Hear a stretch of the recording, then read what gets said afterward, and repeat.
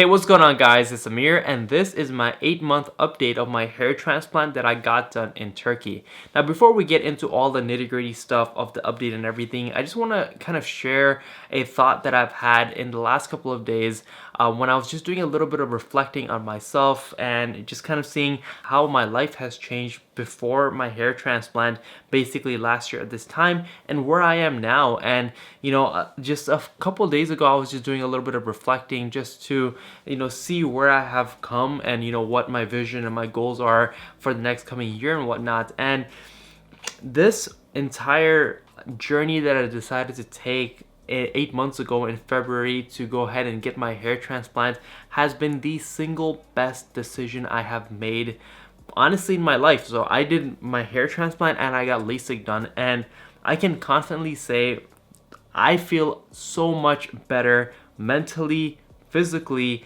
and there's honestly a sense of relief, and I feel like a brand new person at the end of all of this. And there'll be just random moments, even I've noticed in the last couple months, where I'm just walking in a grocery store and I just see a reflection of myself in the mirror. I'm like, holy shit, that's me, I look so good.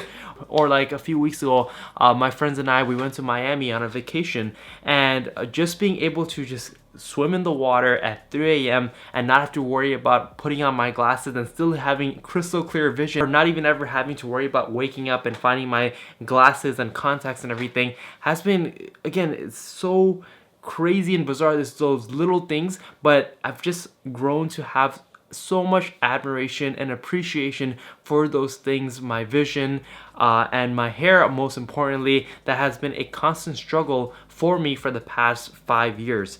And being able to get that taken care of made me honestly feel like a brand new person than the person that I was a year ago. I'm in a much different mental and physical state, and I just couldn't be more grateful that I am where I am now. And I'm very happy that I was able to share and document these last 8 months with you guys, and kind of when I go back and see those videos, or see when I was about to go in and go in for that hair transplant surgery and everything, and how I felt. And I remember those raw moments even behind the cameras before I even hit the record button, and I was like, damn, dude, I was actually a much different person back then. And where I am now, I just couldn't be happier. And I just want to say from the bottom of my heart that I'm so grateful and thankful that I'm able to share this with you guys. And taking this step to get this hair transplant done and getting these amazing results has been honestly one of the best decisions I've made in my entire life.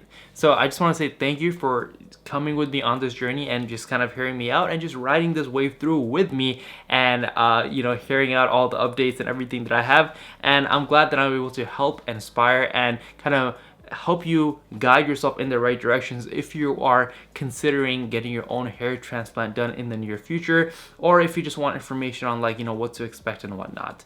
So I just want to kind of get it out the way, so just thank you for that.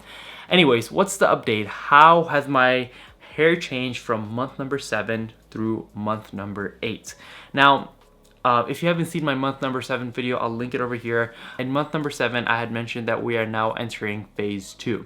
Phase 2 is basically the second part of this whole hair transformational journey, hair growth journey, if you want to call it. The reason why this is the successor to phase 1 was because phase 1 was basically me seeing most of the results in the frontal area of my head right over here. And then phase 2, we're kind of trying to get more results and focusing on the back area of my crown, where I also got a few thousand grafts transplanted as well over there. So now I just feel like, up over here, up on top, the hairline and everything, this is probably the best that it's gonna get. I probably not anticipating any more hair growth or any more crazy transformations that you guys saw from maybe month number 4 through month number 6, but that's okay because I am very happy and ecstatic about how this front half of my head came out to be. Now, phase number 2, it's kind of a more of a maturing phase that I'm expecting and kind of anticipating. This is the area of my head, right over here, of my crown area. This is where I basically started noticing my hair loss in the beginning when I first started losing hair. And this is the area that kind of bothered me the most. I didn't even realize the whole receding hairline thing because the crown thing was always in the back of my mind, or literally in the back of my head. I'm definitely starting to see a lot more growth coming in the back of my scalp right over here, which is pretty freaking awesome. Now, I can't say it's gonna recover to 100% or make it seem like, hey, it's gonna be a full head of hair like how I have it over here, because again, I had a lot more native hairs over here, and my hairline is just, this area is just easier to work with, and you just get more results over here because I was packed a lot heavier when I got the hair transplant up in the front. Now in the crown midsection area over here, this area does take a little bit longer to grow, just because of, you know, the nature of the body and whatnot, and I am kind of anticipating more results coming in maybe at the 1-year mark, or maybe at the 12-month mark, if you want to call it. That 12 to 18 mark is when we're gonna for sure know exactly how much hair that we are going to grow. But until then, we are gonna still consistently stay on the treatment that we are on, which is finasteride. I have discontinued Rogaine, but I am also looking into maybe getting a derma pen. I've seen a lot of people getting great results and growth coming in all areas of their head from using it just a few times a month. So that seems like a pretty low effort thing that you just do maybe like 3 or 4 times per month, and the results do seem pretty promising. So I might order that later this month and start trying that out, and if I do honestly see great results from it, then obviously I'll share it with you guys. The other thing I've been using is ketoconazole shampoo, which has been, I think, pretty good so far. I can't say for sure that I'm getting great results from it because it's still too soon to speak on it. I've only been using it for the past year. But overall, this area in the back of my head was way worse, obviously before I got my hair transplant. Here's a picture of basically how the back of my head looked in basically decently normal lighting, and you can clearly just see a bald spot right on the crown. And here's a picture of my bald spot of its actual all-time peak when we were going through the shedding phase, and it looked horrible. Absolutely horrendous, and it honestly kind of got me a little nervous. I was like, dude, is this actually gonna grow? From that point on to how we're looking literally right now, it's been really good, and I'm fairly happy with how it's come out to be. At this point, I'm not using any more fillers, or I don't have to worry about concealing it, because even in normal daylight or normal lighting situations, here's a picture of me just literally working out at the gym. It doesn't look too bad. It doesn't make me feel like, hey, it's something, like, it gives me that sense of urgency that hey, I need to cover this up or someone's gonna see it. Like, honestly, if they do, it's like, I don't care. Like, I'm still in the recovery process, and I'm still anticipating a little bit more growth. And especially once I start incorporating that derma rolling pen, or not, I don't think it's not the derma roller, it's the derma pen. I am, again, hoping that it enhances those results definitely a bit more. That basically by the end of maybe month 12 or 18, when the final cycle actually completes of the growth phase, we can reap the rewards of all our hard work from our treatments, obviously consistently staying on finasteride, and basically all of our efforts that we've done over the years, and see how it turns out to be.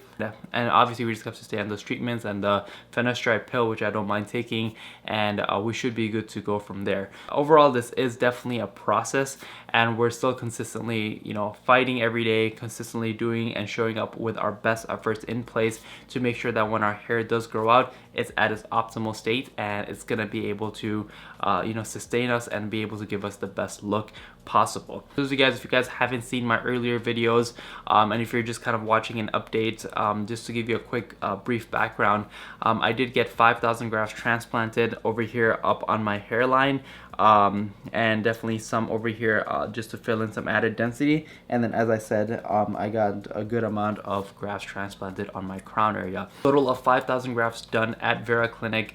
This is the clinic I went to in Turkey. Again, phenomenal clinic. Highly recommend them.